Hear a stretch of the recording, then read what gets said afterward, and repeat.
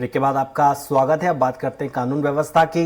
Bhopal police commissioner Hari Narayan चारी मिश्र ने Swaraj express से खास बातचीत कर बताया कि भोपाल पुलिस क्राइम रेट कम करने के लिए एक नई मुहिम के साथ काम कर रही है। भोपाल में गुंडे बदमाश क्राइम का रास्ता छोड़कर समाज की विचारधारा के साथ जुड़ रहे हैं।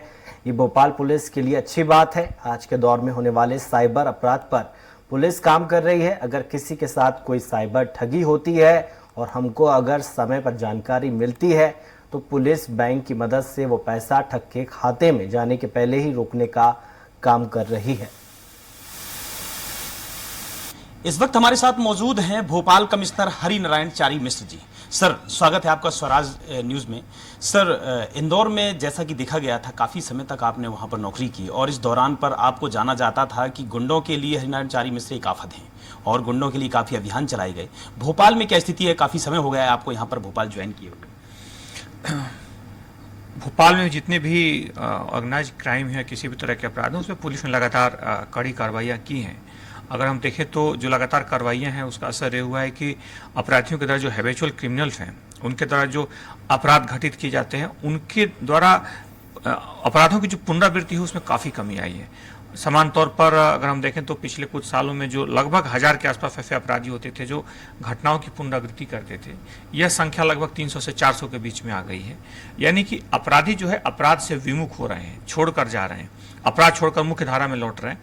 यह पुलिस की एक बड़ी सफलता है और कड़ी कार्रवाइयों से लगातार इस तरह के जो भी ऑर्गेनाइज क्राइम है, जो बड़े क्राइम है, जो गंभीर मामले हैं, उनमें तेजी से कमी आ रही है। सर, इंदौर में रैली भी निकाली जाती थी, यानी कि जिस तरीके से अपराधियों को सड़क पर निकाला जाता था, उनको यहाँ भोपाल में एक आध तस्वीरें ऐसी कुछ देखने को नहीं मिली हैं। मुख्य तौर पर अपराधियों की वैसी कोई गंभीर अपराध या वैसा कोई बड़ा मामला ऐसा नहीं आया। समान तौर पे पुलिस लगातार कार्रवाई कर रही है और उस कार्रवाइयों का बड़ा एक प्रभावी असर है, उसमें गहरा असर है। इसके कारण कोई भी ऐसी बड़ी घटना, कोई भी बड़ा ऑर्गेनाइज्ड गैंग नहीं है और पुलिस की लगातार सक्रियता से अपराधी अपराध छोड़ करके लगातार मुख्य धारा में लौट रहे हैं।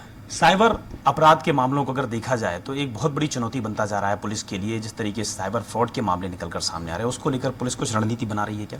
अभी देखा जाए तो पिछले 15 दिनों में कई बड़े गैंग्स को पकड़ा गया है। साइबर क्राइम से जुड़े हुए आपने अखबारों में पढ़ा होगा कि एक व्यक्ति के जो गैंग था जिसने 42 लाख रुपए ठगे थे, उसके पूरे पैसे और पुलिस ने पूरे उस गैंग को पकड़ा। उसी तरह एक बैंक पे डकैती का इस तरह का प्रयास हुआ था जिसमें बहुत सारे साइबर क्रिमिनल्स भी इन्वॉल्व थे, उनके गैंग को पूरा पुलिस ने पकड़ा, उसमें 6 लोगों को पकड़ा गया। उसी तरीके से एक पतंजलि के नाम पर साइबर गिरोहों की एक ठगी चल रही थी जिनको कलकत्ता से पुलिस ने पकड़ा। उसी तरह मॉडलिंग के नाम पर एक बड़ी साइबर क्रिमिनल्स थे जो थे, उनको भी मुंबई से पुलिस ने पकड़ा। तो इस तरह से साइबर क्रिमिनल्स के बहुत सारे गैंग जिनके खिलाफ इस तरह की घटनाएं प्रकाश में आई हैं, पुलिस ने लगातार उन पर सख्त कार्रवाई की है। देश के प्रधानमंत्री नरेंद्र मोदी जी का दौरा है 27 तारीख को भोपाल आ रहे, उसको लेकर पुलिस क्या तैयारियों में जुटी हुई है?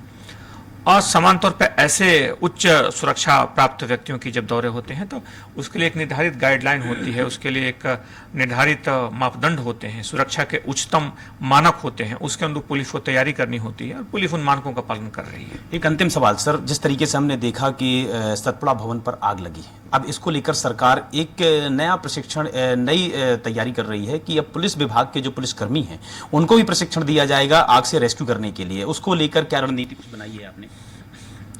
मुख्य कार्यालय की बात है, कार्यालयों में हम लोग और पुलिस लाइन में मुख्य तौर पर जो फायर एक्सटिंग्विशर हैं, जो अग्निशामक यंत्र हैं, उनको चलाने का प्रशिक्षण आम पुलिसकर्मी को भी दे रहे हैं।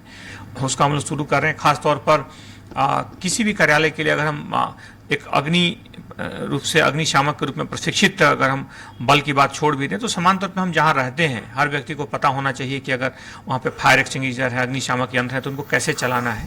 क्योंकि कोई भी आग अगर छोटे स्तर पर है और व्यक्ति प्रशिक्षित है तो वहां जो भी उपस्थित, जो पहला व्यक्ति उपस्थित होगा, अपने कुशलता से उस आग को समाप्त कर सकता है।